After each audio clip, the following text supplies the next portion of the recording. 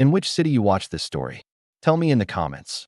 I'm dying to know how far this tale has traveled, because you're not going to believe this. Imagine waking up on a peaceful Saturday morning to discover your speedboat is missing.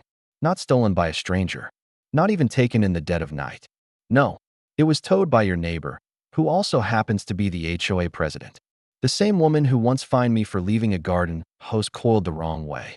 And just when I thought it couldn't get crazier, she called the cops on me. For theft of my own boat. But what she didn't know? I had already called the sheriff. And he was watching from the lake when it all went down. Let me take you back. I live in a lakeside community. Small town, big water.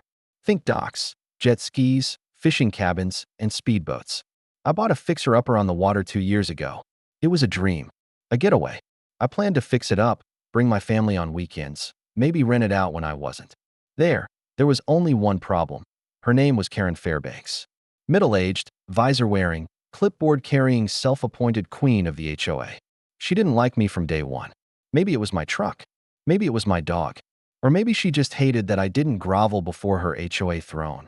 She hit me with warnings weekly. Lawn not trimmed exactly 2.5 inches. Warning. American flag too faded. Warning.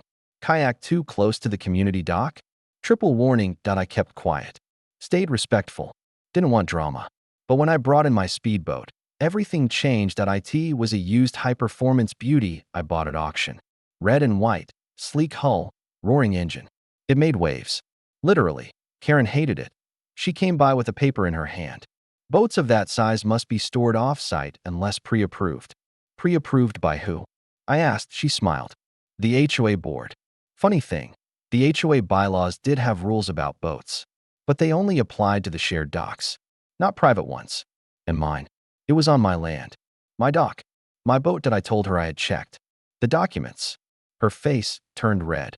Next morning, the boat was gone. At first, I thought it was stolen. I panicked. Called the sheriff immediately.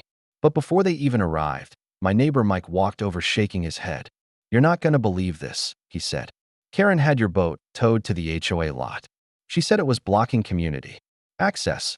The sheriff, Deputy Harlow, was fuming when he heard. She had no right, he said. That's private property. That's theft.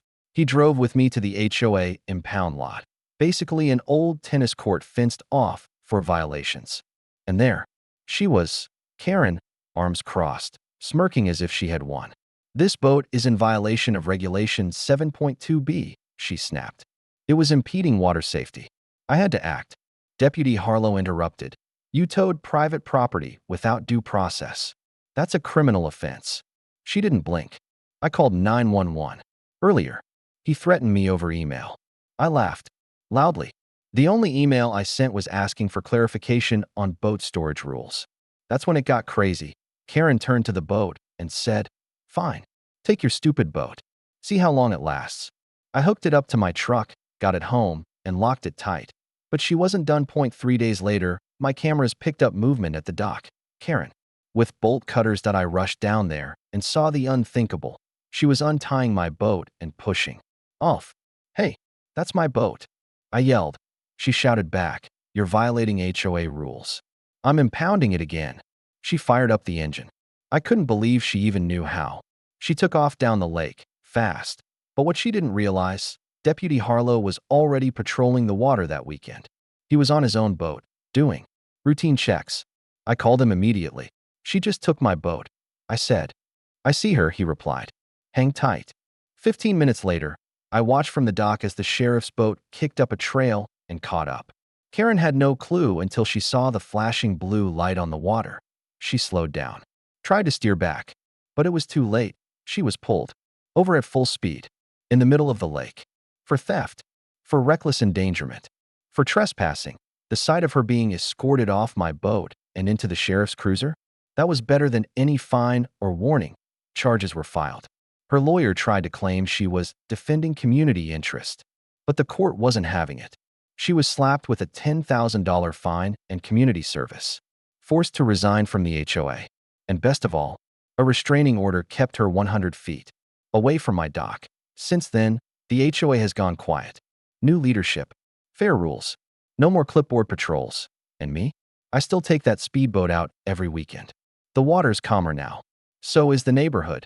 But every time I hear the engine roar, I remember the time the sheriff chased down an HOA Karen at full speed and brought justice to the lake. Tell me where you saw this story and stay tuned. You won't believe what happened the next time someone tried to touch my dock.